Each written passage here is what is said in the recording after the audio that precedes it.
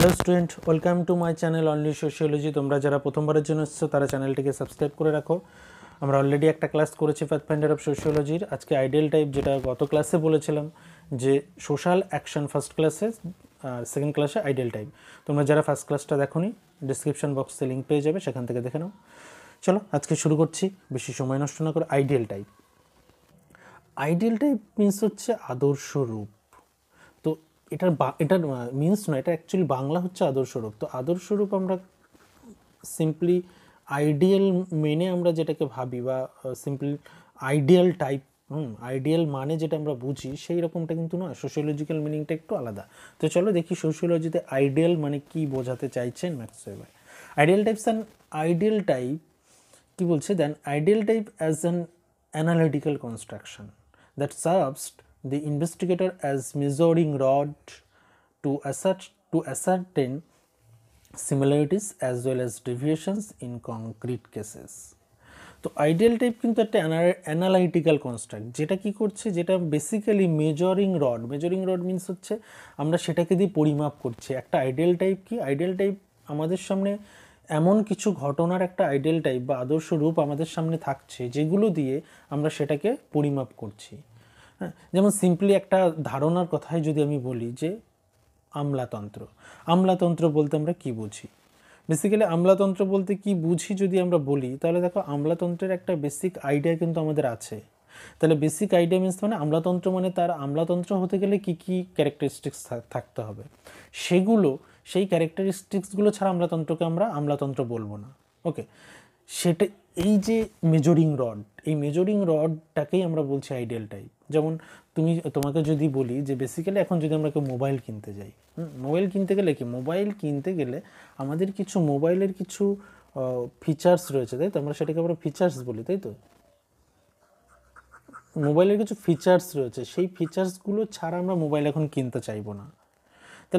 তাহলে সিম্পলি আমি যখন মোবাইল কিনতে গিয়ে আমার কাছে একটা আইডিয়াল টাইপ আমার মনের মধ্যে আছে, যে মোবাইল মানে 2GB র্যাম থাকতে হবে, তাই তো?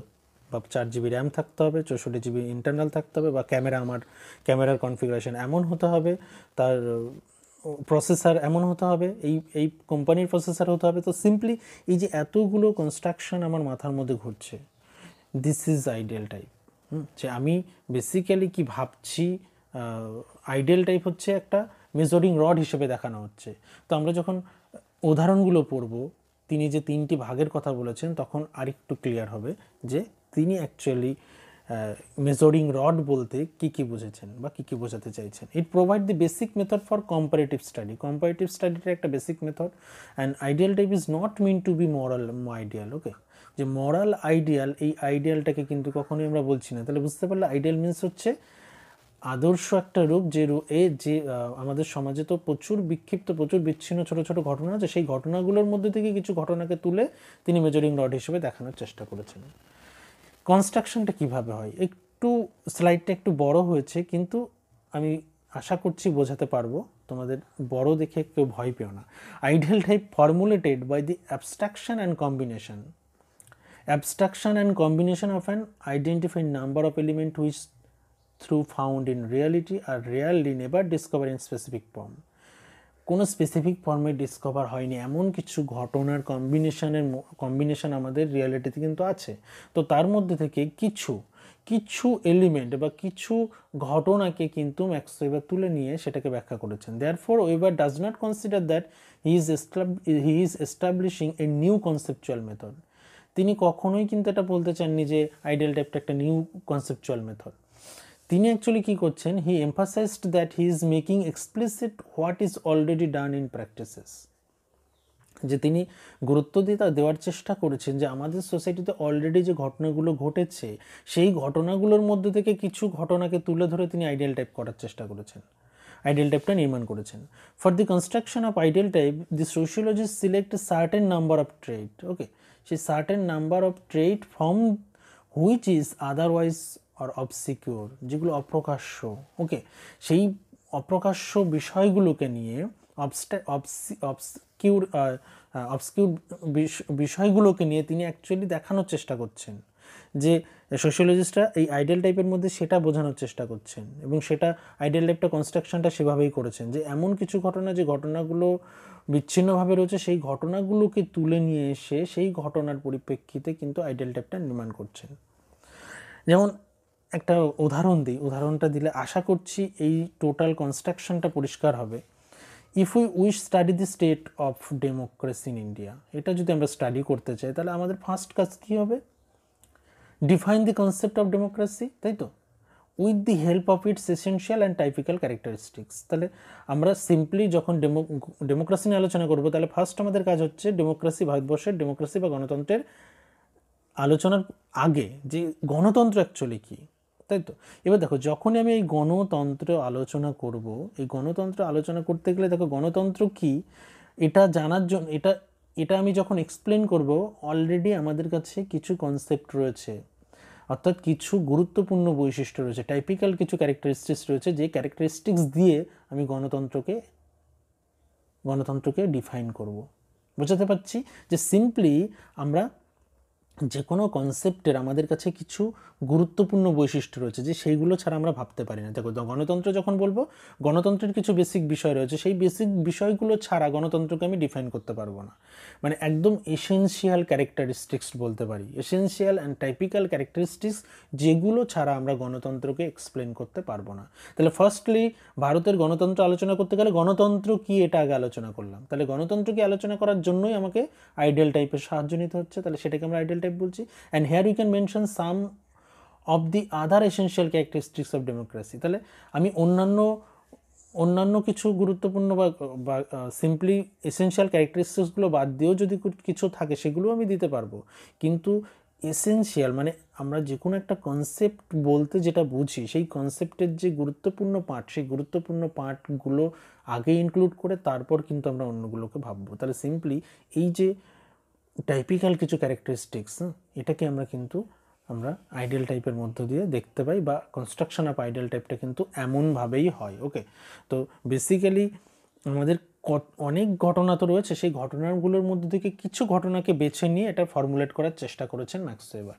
তো সেই ফর্মুলেশনটা দেখো তিনটে জায়গায় তিনি দেখানোর চেষ্টা করেছেন, তিনটি ধরন বা তিনটি ধরনের কথা তিনি বলেছেন। প্রথম যেটা দেখো যে first are the ideal type rooted in historical particularities, ঐতিহাসিক বাস্তবতাকে তুলে ধরার ক্ষেত্রে তিনি ব্যবহার করেছেন। ঐতিহাসিক বাস্তবতায় কেমন দেখো, western city, Protestant ethics, modern capitalism, which refer A ফিনোমেনা that appear only in a specific historical period in particular cultural area. দেখো কোনো একটা পার্টিকুলার কালচারাল এরিয়াতে বা কোনো একটা স্পেসিফিক হিস্টোরিক্যাল টাইম পিরিয়ডে, সেই টাইম পিরিয়ডেই কিন্তু এই ঘটনাগুলো ঘটেছে। কোনগুলো? ওয়েস্টার্ন সিটি, দেখো ওয়েস্টার্ন সিটির কনসেপ্ট, বা প্রোটেস্ট্যান্ট এথিক্স, বা মডার্ন ক্যাপিটালিজম। তাহলে দেখো মডার্ন ক্যাপিটালিজম বলতে কি বুঝি, তখন কিন্তু আমার সামনে সিম্পলি এসেনশিয়াল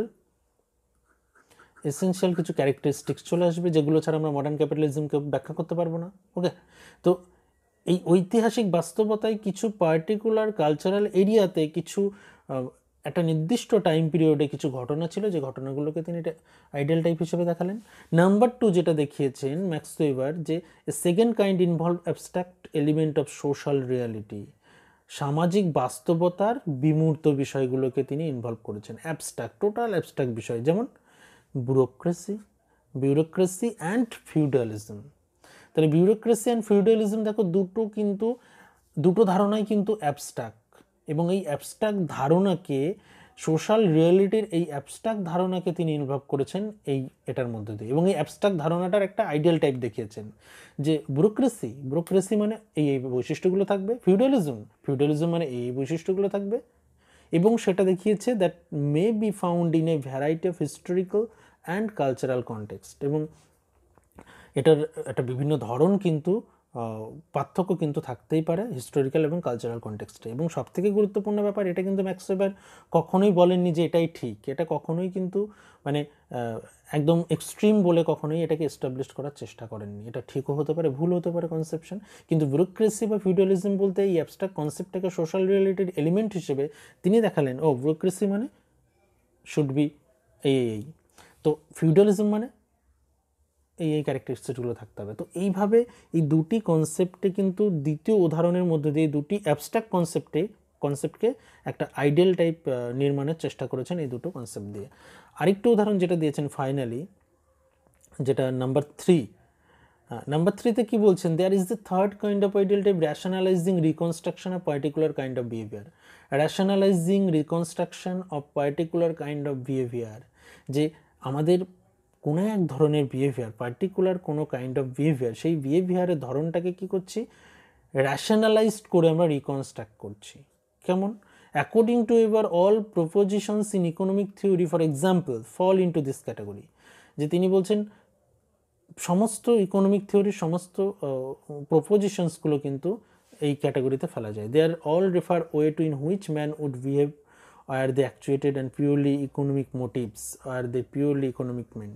তাহলে সিম্পলি আমরা যে কোনো বিহেভিয়ার আমরা কি করছি, রিকনস্ট্রাক্ট করছি র্যাশনালাইজকে মাথায় রেখে, র্যাশনালাইজেশনকে মাথায় রেখে, এবং র্যাশনালাইজেশনটা কি যুক্তিযুক্ত, মানে বেসিক্যালি আমরা ইকোনমিক থিওরির কথা এখানে বলছি, যে একটা economic theory, economic, they all refer the ways in which man would behave, okay, are they actuated by purely economic motives.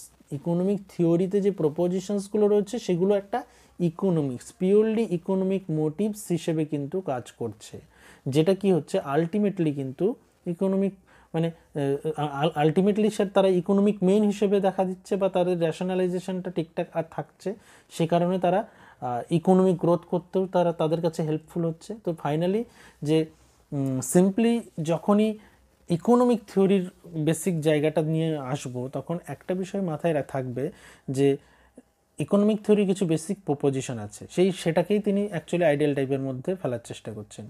অর্থাৎ ইকোনমিক্যালি ডেভেলপ করতে গেলে বা ইকোনমিক্যালি এগোতে গেলে বেসিক এই প্রপোজিশনসগুলো বা বেসিক যে ক্যারেক্টারিস্টিক্সগুলো এগুলো মেনে চলতে হবে। তাহলে এটা হচ্ছে ইকোনমিক থিওরির একটা আইডিয়াল টাইপ আমরা বলতে পারি। এবং আমরা আমাদের আচার আচরণটাকে পুনর্নির্মাণ ঘটাচ্ছি, বা আচার আচরণটাকে আমরা পুনরায় গঠন করছি কিসের ভিত্তিতে, র্যাশনালাইজেশনের উপর ভিত্তি করে, যে সেটা আদৌ আমাদের যুক্তিযুক্ত কিনা, বা সেটা একটা হিউম্যান সোসাইটির জন্য আদৌ ফ্রুটফুল কিনা, সেটার উপর ডিপেন্ড করে কিন্তু এই বিষয়টা আমরা দেখতে পাচ্ছি। ওকে, সো থ্যাংক ইউ। আজকের আইডিয়াল টাইপ এখানে শেষ। নেক্সট ক্লাসে আমরা অন্য কোনো টপিক নিয়ে আলোচনা শুরু করব।